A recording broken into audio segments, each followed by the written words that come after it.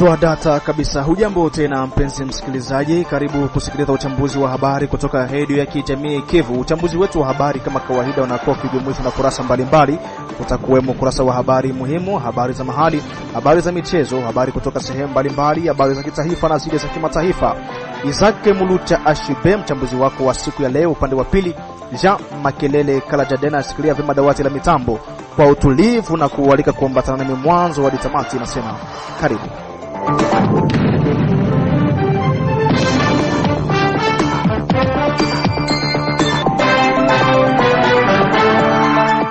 Na kwa sababu uchambuzi wetu wa habari unakuwa ukijumuishwa na ukurasa wa habari muhimu za leo, zinasomwa naye Safari Alimasi Dilwe. Karibu sana Safari. Nikushukuru kwa kulipa fursa hii za Kimulucha Shibe. Habari ambazo zimegonga kipaumbele kwa siku ya leo ni pamoja na mtandao wa mawasiliano wa Vodacom hatimaye umeonekana kurejea tangu jioni ya Alhamisi ya tarehe 5 Februari 2025 katika mji wa Baraka. Hivyo ni baada ya mtandao huo kukatika kwa takriban wiki mbili sasa. Vile tutakuwa na huko Katenga katika kisanga cha Ubwari ambako mtoto wa miaka 13 ajulikanaye kwa jina la Mfariji amepelekwa na mamba tangu siku ya 3 ya wiki tunayo alipokuwa baharini katika kazi za kivuvi kwenye kijiji cha Katenga kisanga cha Ubwari. Izake tumalizie na habari za kiraifa ambako gavana wa mkoa wa Chopo Pauline Lendongolia ametangaza kuimarishwa kwa hatua za usalama baada ya mashambulizi ya ndege zisizo na rubani yaliyotekelezwa na FCM 23 katika uwanja wa ndege wa Kisangani. Izake sina la ziada na kuacha uende na habari za kaza wa kaza. Hongera sana Safari Alimasi Dilwe kwa kuletea wasikilizaji ukurasa huo wa habari muhimu. Mimi najikita sasa katika undani wa taarifa zenyewe, nikianzia hapa katika mji wa Baraka. Ni kwamba ni rasmi sasa, tangu siku ya 4 hii shirika la kimaendeleo la EMO limegabidhiwa kazi za ujenzi wa mifereji mjini Baraka kupitia taxe conventionnel, na ambako uongozi wa mji huu umehakikisha kazi hizo kuanza mara tena hivi karibuni. Imekuwa zaidi ya muda wa mwezi sasa tangu kazi za ujenzi wa mifereji kusimama mjini Baraka. Kwa mujibu wake meya kwa muda wa mji huu Bi Marie Mukanja Swazi amesema wameamua kuchukua shirika la EMO kwa ajili ya ujenzi baada ya kampuni ya Johnson Construction kushindwa na kazi. Huyu amewataka raia kuvuta subira, kwani siku za usoni hivi zitaanzishwa mara tena. Juu ya taxe conventionnel na yao watu banayua kama tulikuwa misukosuko ya hivi bilingia ya mavita, watu hawakuwa stable, na ndio maana ile taxe haikukua. Uvira ilikuwa tombe. Or taxe conventionnel ni vitu vinatoka Uvira ndio tunakuwa tuna taxe, na ndio maana vilikuwa vinashimama. Dede mwenye alitubloke zaidi ni Maison Johnson, ndio iliturendre mauvais service. Mais bina rasire watu ke travaux na taanza, na sasa tuliona Johnson inaturendre mauvais service, tukaona tukale chini kuna tukamate ile projet tuipatie EMO ya ba Malkia, na tulishaongea deja na Papa Neno na barasire baraia ke gisi tulitia mikono ya EMO donc kila kitu kitakuwa sawa. Batuangalilie mwa siku 2-3 kazi zitaanza. Inaambia wafanyabiashara waendelee, wasivunjike moyo, waendelee na wakuwe na jitihada ya kulipa ile taxe juu ya maendeleo ya mgeni wetu ya Baraka. Hapana pesa zialiwa, pesa zipo na zitaanza kazi, watusubirie tu muda mfupi tu kazi zitakuwa. Upande wake Waiselelwa Neno, kiongozi wa shirika la EMO, amesema kushukuru kupewa utekelezaji wa kazi hizo na uongozi wa mji wa Baraka, huku akihakikisha raia kufanyiza kazi hizo kwa hali iliyo bora zaidi. Basi ile tunaipokea kwa roho baridi, sababu meya ana watoto wengi, kama amepima umoja havikuendeka lazima apime mwingine, na kila mara tunasema tutapima kama tutaweza. Kwenye kazi hizi za ujenzi wa mifereji raia wategemee nini? Wategemee, mimi sitafanya vya mawiki. Kama pesa zinaenea kufanya muda wa siku 3, nitatumika travaux yenye watu wataona msiku 3 au siku 4, na ile franga na ile eneo na barometre yote. Kupata kuendelea vizuri kwa mji kuwa mzuri ni wale ambao watoza pesa na wenyewe wanatozwa walete pesa ili tutengeneze mji wetu, tuakompanye meya wa jiji kwa mawazo ambao iko nayo.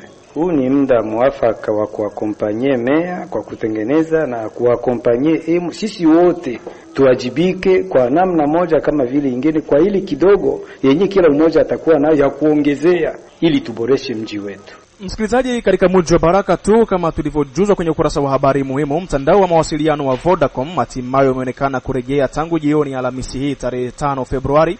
Hivyo ni bahari ya mtandao huo kukatika kwa takribani wiki mbili sasa, ikiweka wananchi katika hali ngumu ya mawasiliano na kukatisha huduma zingine muhimu zinazohusiana na mtandao huo. Kurejea huku kwa mtandao wa Vodacom kunaleta faraja tarafani Fizi na mjini Baraka, ambako asilimia kubwa ya raia yatumia mtandao huo. Huko Katenga, mtoto wa miaka 13 wajulikanaye kwa jina la Mfariji amepelekwa na mamba tangu siku ya 3 wiki tunayo walipokuwa baharini katika kazi za uvuvi kwenye kijiji cha Katenga, Kisanga cha Ubwari. Kulingana na duru yetu ya habari, imetueleza kuwa ilikuwa mida ya saa 9 mchana ndipo tukio hilo limetokea, pindi mtoto huyo alikuwa kwenye kivuvi cha Mkwabo na kukutana na tukio hilo. Duru yetu hiyo ya habari imeongeza kuwa hadi kwa sasa bado mwili wa marehemu kuonekana licha ya jitihada za kutafuta zinazoendelea. Radio yako imezungumza na mmoja kati ya raia wa kijiji cha Katenga, naye ameeleza yafuatayo. Ilikuwa ni siku ya 3. Mtoto huyo ajulikanaye kwa jina la Mfariji alijielekeza Tanganyika. Akaenda kuta kule Kutanganyika wanakokota Mkwabo. Walipoanza kukokota walikuwa wanakokotea mugezi. Mtoto huyo alikuwa na wenzake huku chini Kutanganyika wanapakiza ile kamba ya Mkwabo mumutumbu. Pale kwenye palikuwa na kaka yake mwenye yako mbele yake wa umri ya miaka 15. Ndiye aliyeona kweli mloko yangu anabebewa na mamba. Aliona mwenyewe na macho yake. Siku ya 3 ya tariki 4 mwezi wa 2 mwaka 2026 majira ya saa 9 ya mchana.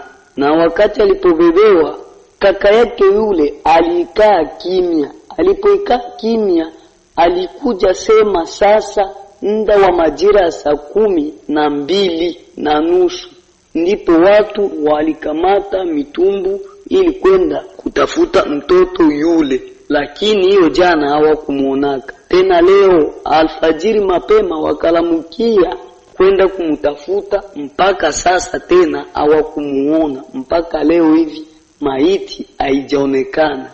Tujielekeze huko Kilembwe. Shirika la raia ndani ya sekta ya Lulenge limekemea kwa hali ya juu vitendo vya baadhi ya wazalendo wanaonyanyasa wananchi walioonekana kupongeza hatua za vizuizi bandia kuvunjwa na uongozi wa wazalendo ndani ya sekta hiyo.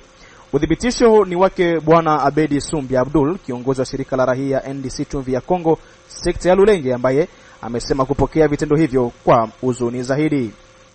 Tunakuja tena ndugu journalist kwa kuja kupeleka lalamiko letu na sikitiko kubwa. Bariere zilikuja na vunjwa na delegation VDP kutumwa na mzee William ya kutumba ya province na kianafanya recruitment ya vijana. Lakini kiajabu watu wamoja ambao walishangilia na kupiga vigeregere gisi bariere zinavunjwa, kikundi cha groupe de jeunes kilikuongozwa na Gales kilikuja kamata bwana Bitomwa na saa 5 za usiku kumpiga sana hivi hospitalize. Tena wakaja kamata mganga Dona wa centre de santé ya Kisala, naye wakampiga sana. Sasa hali kama hizo zinaleta huzuni sana, na tunaona ukosefu wa heshima. Hawaheshimu wale wakuu wao ambao wanakuja fanya ile kazi. Na sisi kama vile shirika la kiraia tunaweza omba wale wa vijana waadhibiwe, wahukumiwe na vyombo vya sheria, kwa sababu hiyo sio halali na sio utaratibu na sio uzalendo. Maana yake wanaona zile kamba kutoka, hawana kazi nyingine ambayo wanaweza wakaifanya, na hawana wazalendo. Maana yake wao ni mabandia tu, kwa sababu mzalendo halisi anapaswa kuwa na huruma na raia na anapaswa kamata mipango ambao wakubwa wanasema, lakini wao hawana pale. Kumbe tulikuwa naomba wakuu viongozi washurudikie kile kikundi ambacho kinaongozwa na Gales, zisitugalize mwenyewe njoo mfanya fujo. Soda mabe, komande mabe, washurudikiwe, ajue namna ya kuishi na ajue kijeshi kinakuwa namna gani. Na wao wako wazi, mwenye apendi uzalendo na mwenye anaona makamba njoo kazi yake, haachane na kazi. Sasa vitendo kama vile ni vitendo vya unyama na vitendo vya ugaidi na kunyanyasa raia. Hata hivyo, alipoulizwa juu ya usafiri wa raia huko namna gani baada ya vizuizi vyote bandia kuvunjwa, Abedi Sumbi Abdul amejibu yafuatayo.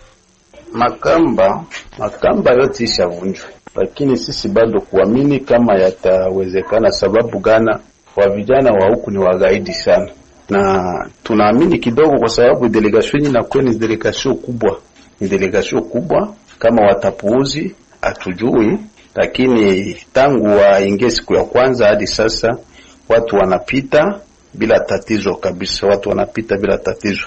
Na kisi chef de secteur aliongea, mulisikia. Kwa hiyo tunaangalilia kadiri yenyewe mambo yataendelea, sababu yangali mwanzo na delegation iliwaambia kila kitu. Mwenye apendi kwenda ku formation ama ku front atie sira chini ajiripoti, na mwenye anapenda kijeshi aende ku front ama ku formation, sababu mambo yanaendelea kwa hivyo, kwa kukosa mafunzo.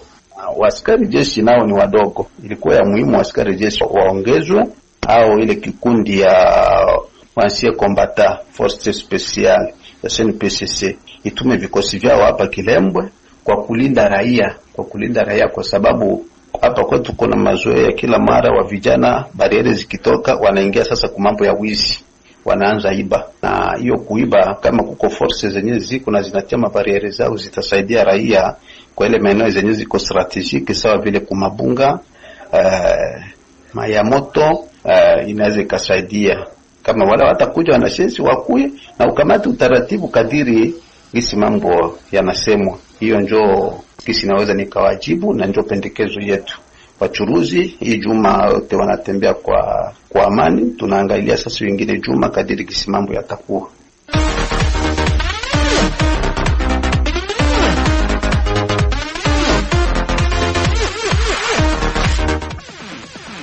Na sasa ni muda mzuri wa kufuata ukurasa wa habari za michezo, ambako nampisha mwenzangu Mchumbe wa Mkulima na Fatuma. Karibu sana Mchumbe.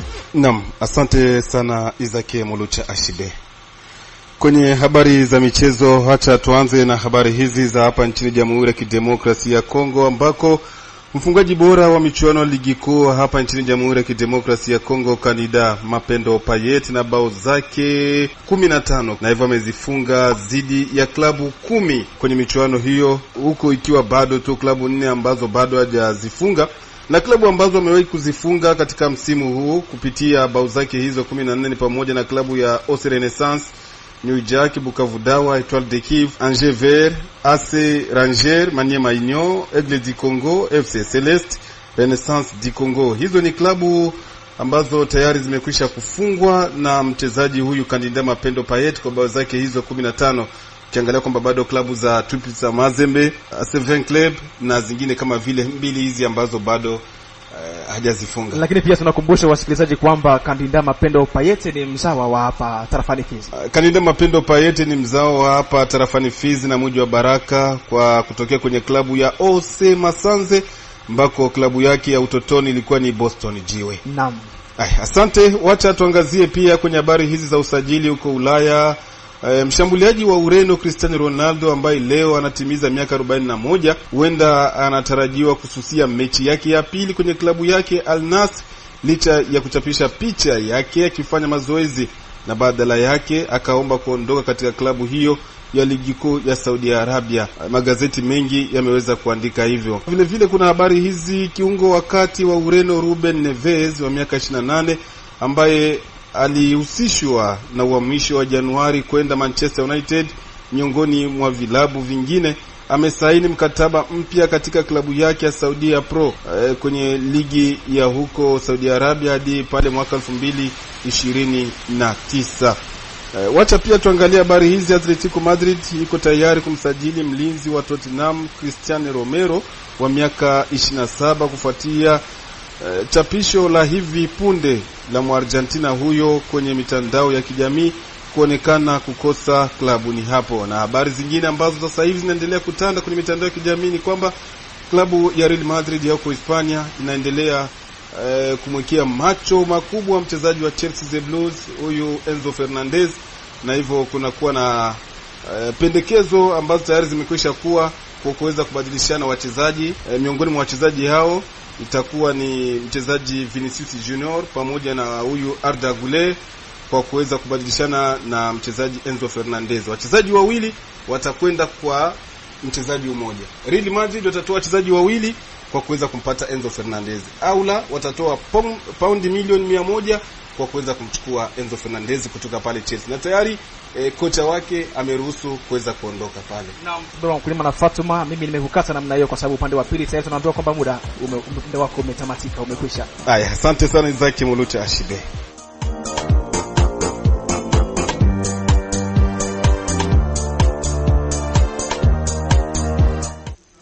Na msikilizaji, kama ndo bado unakuja kujiunga nasi, ninakukumbusha tu kwamba unaendelea kusikiliza uchambuzi wa habari kutoka redio ya kijamii Kivu kwenye masafa ya FM kunako mita bendi ya 93.0. Tunakutangazia mubashara kutoka jiji la Baraka.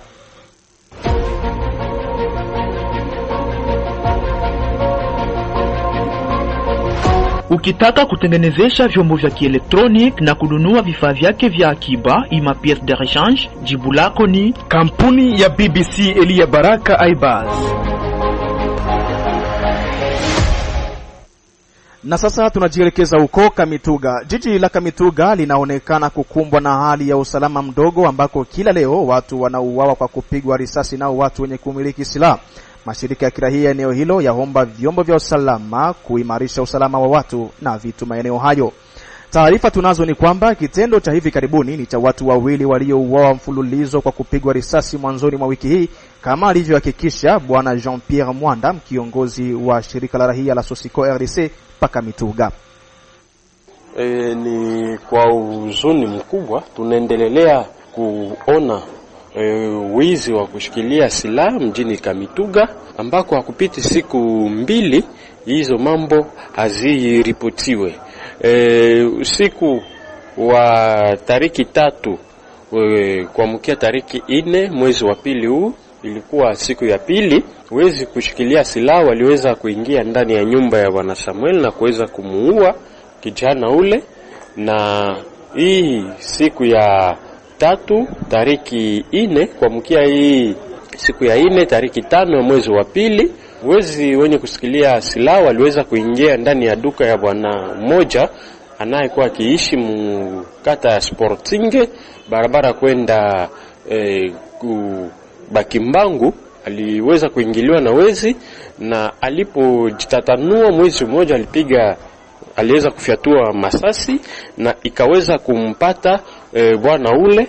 Na kwa hivi mwingine mwizi naye aliweza kupatikana na masasi ambayo mwenzake aliweza kuwa akipiga ili kujaribu kukimbia. Watu wengi waliweza kuamka na kufata trase ya damu ile na kuweza kumshika mwizi ule, na wakaweza kumchoma ndani ya rompo ya essence, ambako watu wengi wenye hasira usiku huo waliweza kumchoma. Upande mwingine, kiongozi wa shirika la raia la Sosiko RDC ameomba raia kuepuka kujichukulia sheria mikononi. Mambo hiyo inakuwa ikihuzunisha sana, kwa sababu inakuwa ikipoteza matras ya yeye kutaja wenzake wezi wanaokuwa wakitumika kazi yao ya wizi. Vile vile mambo hii iliweza kufanyika tena, inakuwa karibuni juma moja kurompo Kansas, ambako population iliweza kukamata mwingine mwizi na wakaweza kumchoma mubarabara.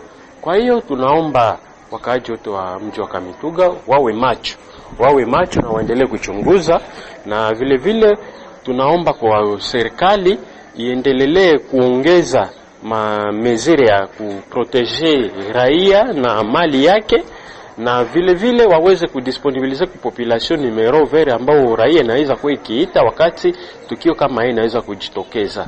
Vile vile collaboration kati ya wale wanaohusika na usalama na raia iweze kudumu, na tunaendelea kuomba watu ambao wanakuwa wakishikilia silaha waweze kutoshwa ndani ya mji wa Kamituga, hasa wale ambao usalama ndani ya mji ya Kamituga haiwahusu, na waweze kuacha tu ambao wale watu wanaweza kuwa identify kama ni askari jeshi ama polisi ambao wako bien identify, waweze kushikilia usalama wa mji wa Kamituga.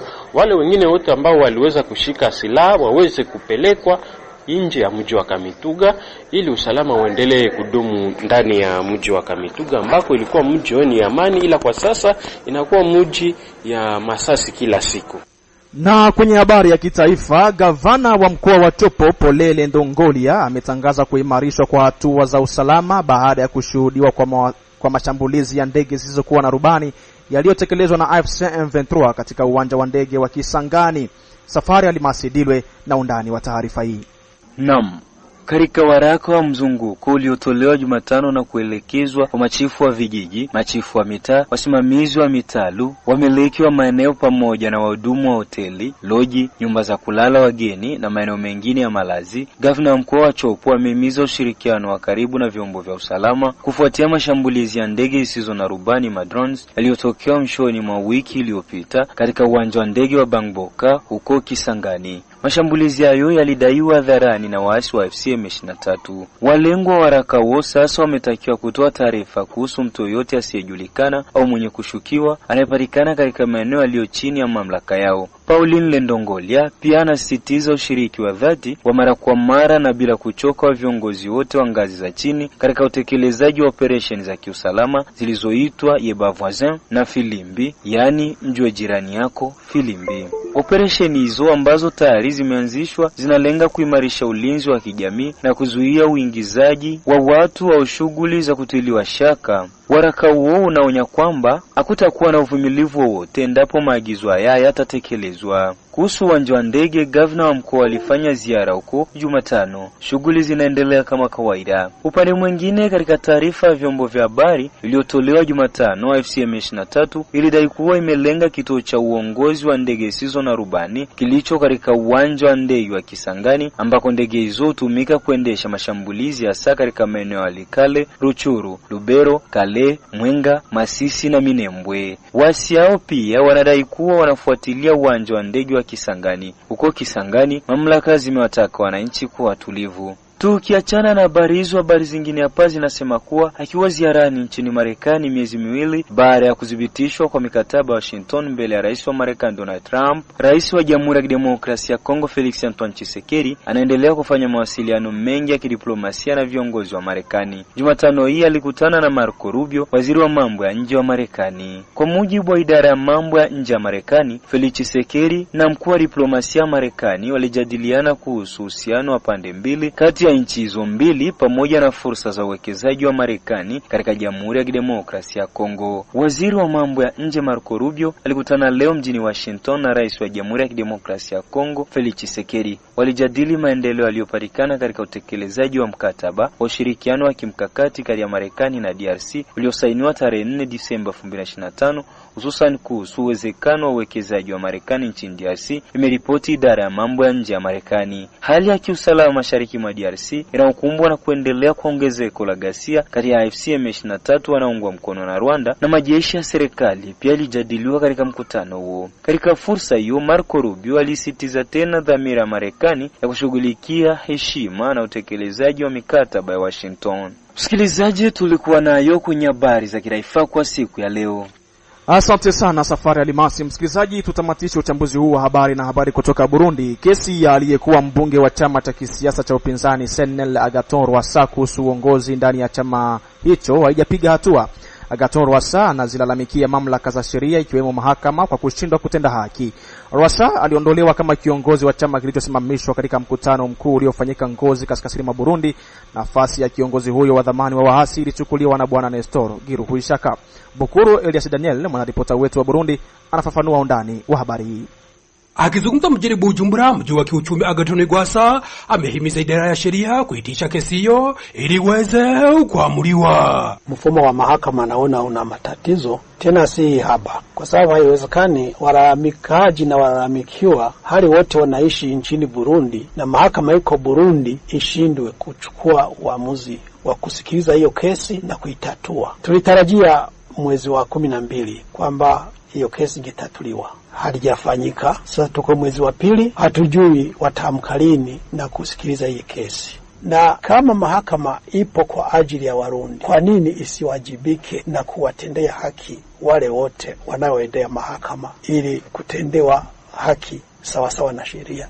ilivyo. Kwa hiyo naweza nikasema kwamba sijui, pengine wenyewe wanashindikizwa na wale waliofanya chama kigawanyike kiasi kile, lakini hata hivyo mahakama ni mahakama. Zamani kabla hatujaenda shuleni, Warundi walikuwa na mfumo wao wa mahakama na ulikuwa unafanya kazi vizuri sana. Hata mfalme alikuwa akiitii mahakama. Inakuwaje leo eti kwa sababu ni sheria zilizoandikwa kutoka sijui nje, haki ikosekane, haki isitendwe? Utaenda mahakama hii. Jumuiya ya Afrika Mashariki, unafikiri hatujaenda huko mara moja mara mbili? Wenyewe matatizo tulio nayo hapa nchini na wao ndio yale yale, kwa sababu ni mfumo ambao pengine umeninginia chini ya mkono wa watawala. Kwa hiyo unakuta kile mtawala anachokitaka ndicho kinapewa kipaumbele, si haki. Lakini nawakumbusha, wajibu wao ni kuhakikisha haki inatendeka kwa kila mmoja, haijalishi ni mtu wa hali duni, haijalishi ni kiongozi, haijalishi ni tajiri, haijalishi ni maskini. Huo ni wajibu wao. Kwa hiyo wajidhatiti. Tumekuwa wavumilivu kiasi cha kutosha, lakini hali imezidi kuzorota nchini. Mfumo wa siasa umeendelea kuzorota, hatujui itafika wapi. Na ni vyema mahakama nayo isaidie katika kuamua nchi katika kudidimia kwake.